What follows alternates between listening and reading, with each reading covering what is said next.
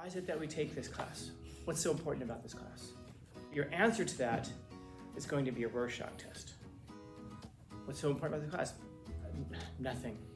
Okay, and then if that's the case, what do you get out of the class? Nothing. What's the importance of this class? To learn how to speak clearly. Now you have like a goal, and you know, my goal is to learn how to speak clearly. Or you can say, it's to learn how to speak clearly, but I don't want to do it. At least now you have a choice. But none of these things are exactly it. It's to speak clearly, yes, but it's also to be able to understand clearly. The ability to speak well, and I really mean this, the ability to speak well, to articulate, first off, to have strong beliefs, but be able to articulate beliefs, or be able to just articulate yourself. There's almost nothing else in the world that's akin to a superpower than that. You can move the world, literally, by the way that you speak. Think about some of the greatest people in history. Think about just whoever in your mind you think of as being like people who really changed the world and really moved the world forward. How many of them were warriors? Did warriors move the world forward? Yeah, because war changes things. But do you remember who the warriors were? Or do you remember the people who gave the speeches that put them into positions of power to order those warriors forward? You never know. The little things you know, or the little way things you pronounce things, what could change the world. But I can guarantee that most of the things that are going to change your life are going to be the things that you say and how you say them. And so, if you want a great future, if you want a great life, understand that pineapple belongs on pizza. Or at least learn how to speak. That'd be the second best way.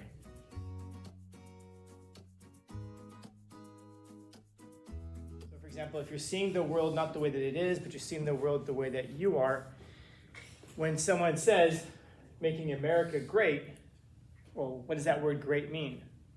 And yeah, I guess the political answer to that is yes. In other words, whatever great means to you. So ultimately what that means is nothing. It's you doing the work. It's not the person who says that that's doing the work. That's why I'm saying we have to understand what that word great even means. Because if you take a Democrat, a Republican, and a Libertarian, and you ask them all, what would a great America look like? They're gonna have three different answers. But if you just use that word great, it's a Rorschach test. You just superimpose onto it. Like for example, you'll hear politicians a lot of times say, we need change. And we're like, yeah, we need systematic change. We need systemic change. And I'm like, yeah, but they never really say what that is, because what change means to you is very different from what change means to me. If you go ask teachers if we need to have some kind of educational reform, I don't know if you'd find a single teacher on campus who would say no to that. And that's funny because who's in charge of it? Yeah, us. Could I change things in this classroom if I wanted to? Yes, of course I could. But you see how it's much easier for me to say, well, rather than changing things in my classroom, we need systemic change. We need the world to change. We need the whole educational system to change. Then things will be better. Well, why don't you fix them in your own classroom? Why don't you do things the way that you think they're supposed to be done in that one little space that you have control over? You know, like if you can't keep your backpack clean and you can't keep your backpack organized, well, then why on earth would we ever put you in charge of like running a whole economy? You know, if you can't keep your room clean, you can't keep your house clean. If you can't keep your house clean, you can't clean up your community. So you take control over the very small things that you have control over, but you'll find oftentimes people won't want to do that. They'll say, no, the whole world has to change to accommodate me, rather than me changing to adapt to the world. Not even changing, but just adapting. And so it's easier for us as teachers to say, we need to change the whole system. We need educational reform. Why don't you reform things in your classroom? Because I'm only one teacher. But it's 180 students a year. Plus, if you ever do intersessions, if you do summer schools, it's a lot of people that you can impact if what you're looking for is something that's really about reform. So my point is that, do we need educational reform? I don't know if we mean the same thing by that. I don't think I probably agree with almost anybody on campus about what that would look like. But as long as you don't be specific, you can get both of us to say, yeah, we have common ground there, and we both agree on reform, but we don't. It'd be two very different ways of going about it. And this is one of the difficulties about Like I asked you in the first week of school, I think I probably asked you, like, why are we here? And why do we do this whole English language arts thing? And if we give the honest answer, I think if we really give the honest answer, most of us, 99% of us, probably just shrug our shoulders and go, I don't know. Now, if I ask you why you do it, it might just be because that's what my schedule says, and I want the credit, because I want to graduate, because I want to go get a job, or because I want to go to college, or because I'm not sure what I want to do, and I want to leave my options open. But if I'm asking, like, why is it that as a society that we emphasize the need for this class? Because it's one of the only classes that you need in order to graduate, and you need to take it for 12 years, and 4 years of high school you have to pass it, and even just to get the diploma. So why do we put so much emphasis on this? So that we can speak well? Well, don't you already learn how to speak? So what is the thing that we're supposed to be doing in here? And more importantly, it's like, why? And sometimes we can have a really important reason or a really important purpose for something, but it gets lost over time. In other words, if we ask a lot of people today, even the people who run the schools, why is this class so important? And they might just be like, I don't know. But you see the problem with that. Because if you don't know why it's important, then it's easy to say, well, then you know what? Maybe we don't need it. Yeah, maybe we don't. We should maybe just get rid of it. But if there's a really important purpose to it, then you're getting rid of something really, really important. And you don't even realize it. And that's why we have to be careful, by the way, about reforming things, or about changing things, or about making things great again. Because we don't understand necessarily why things are the way they presently are, what brought us to this point, and whether or not sometimes things are in place and they do promote the most good. I'm speaking abstractly here, I can be more specific. Why is it that we take this class? What's so important about this class? And your answer to that is going to be a Rorschach test, probably. What's so important about the class? Nothing. Okay, and then if that's the case, what do you get out of the class? Nothing. What's the importance of this class? To learn how to speak clearly. Fine. Then now you have like a goal, and my goal is to learn how to speak clearly. Or you can say, it's to learn how to speak clearly, but I don't want to do it. At least now you have a choice. But none of these things are exactly it. It's to speak clearly, yes, but it's also to be able to understand clearly. Because there's almost the ability to speak well, and I really mean this, the ability to speak well, to articulate, first off, to have strong beliefs, but be able to articulate beliefs, or be able to just articulate yourself. There's almost nothing else in the world that's akin to a superpower than that. You can move the world, literally, by the way that you speak. Think about some of the greatest people in history. Think about just whoever in your mind you think of as being like people who really changed the world, really moved the world forward. How many of them were warriors? Did warriors move the world forward? Yeah, because war changes things. But do you remember who the warriors were? Or do you remember the people who gave the speeches that put them into positions of power to order those warriors forward? The people we remember are the people who speak well, who are able to motivate people and to influence people through speech. And of course, there are people who will just kind of like, I don't really get involved in that stuff. That's fine, but the world around you does. And that just means that you're going along with it without meaning to. Whether or not you get a job. If you get a job interview, that is them telling you you're qualified for this job. But a lot of people get the interview but don't get the job. Why? Because what they're testing you for when you interview is how well you fit in. How well do you fit in? Like I would ask you this. If you take the average person who applies for a job at McDonald's, entry level, if you put them in that job interview at McDonald's, about half will do okay. If you take that same person and put them in a job interview for the CEO of McDonald's, will they be able to talk to those people just as well as they talk to the customers?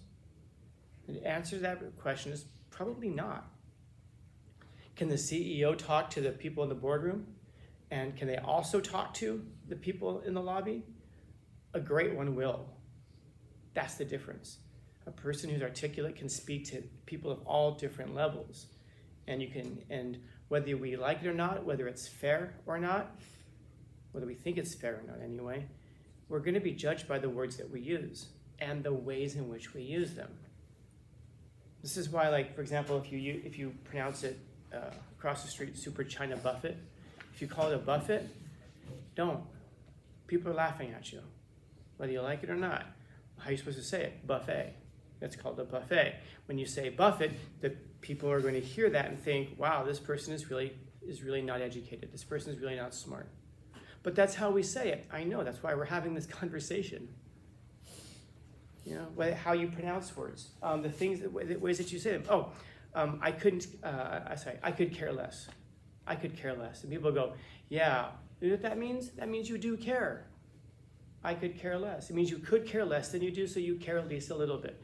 What you mean to say is, I couldn't care less. I could not care less than I do. But those are just little, yes, but it's the little things that distinguish people. And those are the little things that tell people where you're from. And it's those little things that tell people how much you read and how much you speak and how educated you are. And also, of course, how much attention you pay to detail. And keep in mind, I don't have a dog in this fight. I can speak to people from all different spectrums, and I've done it. I don't say Buffett. I don't say I could care less. So it isn't like this is somehow costing me something if you learn how to do it well. I'm telling you this because there'll be little things in your life that you'll just wonder, how come it didn't go my way? How come I didn't get this? How come I didn't get that? And sometimes it comes down to something as silly as you pronounce the L in salmon. You're in a job interview or you're talking to somebody. Like, for example, I had a friend she said that she was on a date with somebody and the guy made a comment about liking salmon. Of course, what did he mean? He meant salmon. She never went on a second date with him. He kept asking her out, and she just kept ghosting him because she didn't want to go out with him because he says L in salmon. That's stupid. No, but here's the thing. She recognizes something. It tells her something.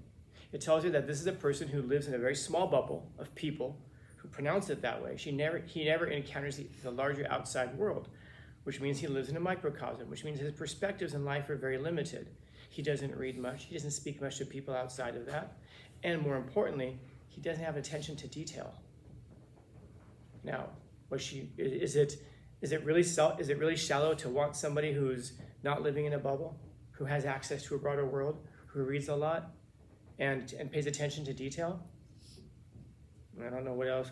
There's nothing superficial about that at all. But she gleaned all of that from him pronouncing the L in salmon. Yes. Yes, of course. Because if you're paying attention, those little things stand out to you. And so I'm telling you this, and I recognize some people in here could care less what I'm saying. And they're going to go to the buffet, and they're going to eat their salmon at the buffet. I get it. But I'm telling you this because I'm promising you that it makes differences. And the worst kinds of differences. It makes differences sometimes in ways that you never even knew. This dude never even knew why he didn't get a second date. In his mind, what's he probably going home thinking? Oh, I'm too short, or I'm not attractive enough, or probably he's thinking, she's just mad because I don't earn enough money. He's putting probably the worst interpretations on it, either for himself or for her. But in actuality, no. It's something that is fixable and will make you much more easily able to move within those circles of influence that you actually want to live into to elevate your status. The things that you talk about. How do you broaden your perspectives? Well, you talk to people. You have access to people with different ideas. That broadens your ability to talk about things. And if you guys know people that no matter what subject you bring up, they can talk about it? Maybe they're not experts in something, but I mean, that's what it is to be educated, by the way, to know something about everything, but to know everything about something. So specialize in something or two things, but be able to talk about any subject. Can you talk about soccer just as well as you talk about global politics in a real way, just as well as you talk about cooking, or to have something to say about it? And if you don't have anything to say about it, then what you do is you talk to people who do, and you find, obviously, you could approach it and just say, no, but it's boring. Yeah, maybe to you, but there's a good reason it's probably boring to you, because you're missing something. No matter what the subject is. In other words, I'll tell you, I can't stand soccer. I hate soccer. But I totally understand why people love it. Because I've talked to enough people who talked about it passionately, where I can sit there and go, I see why you love it. I just don't. That's different from just shutting yourself off from ideas and not caring about what people say, because at some point, some way, you're going to come across something and it'll be some little tiny thing. I should give you an example of that. Did I tell you guys how I got this job? Have I told you this? Back when the old building was here, that building wasn't there. The principal's office used to be right next to the copy room. And I was a student teacher, so unemployed, but you're basically working for free to try to get a job. And to finish your credentials so you can get a job. The principal came in the copy room, and he knew I was from Los Angeles. And he said, you're from LA, does that mean you're a Dodgers fan? I said, oh yeah, huge Dodgers fan. He says, okay, back in 1988, long before most people were born, back in 1988, Kirk Gibson hit a home run in Game 2 of the World Series. Everyone knows about the home run that Kirk Gibson hit. Oh yeah, it's a really famous sports thing. If you ever watch like baseball highlights, it's always this thing of Kirk Gibson hits this home run. He was injured. He couldn't run. He wasn't even playing that day. And he couldn't even walk. He limped up to the manager, Tommy Lasorda, and asked him, put me in, coach. It was like the bottom of the 9th inning, 2 outs. Dodgers were losing against the pitcher is the best relief pitcher up to that point in baseball history. Dodgers were going to lose. And so Kirk Gibson goes up to the manager and says, put me in, coach. So he says, okay. So Gibson starts walking out. He's limping all the way out to home plate. He swings, he misses, he hurts himself, he gets out, he's like hurt when he does it, doesn't care. He gets in there, catches just the right pitch at just the right time, hits just the right home run to hit to win just the right game. And he's going around the bases like limping and just like pumping his fist like this. It's like this iconic moment in sports history.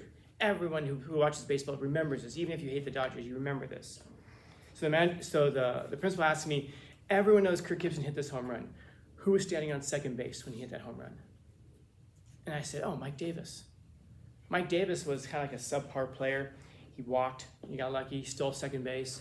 So he was on second base, but no one knows that Mike Davis was standing on second base. People only remember Kirk Gibson hitting this home run. And the principal goes, how do you remember that? Oh, when I was growing up, we all had our favorite players, and then we also had our favorite underdog players, which were the guys who weren't very good, but they were like your favorite player who wasn't very good. Mike Davis was my underdog player. So the principal goes, that's amazing, no one knows that. Turns out, he's friends with Mike Davis. Like personally, they hang out and everything like that. And he's impressed that I know Mike Davis. That's why he hired me.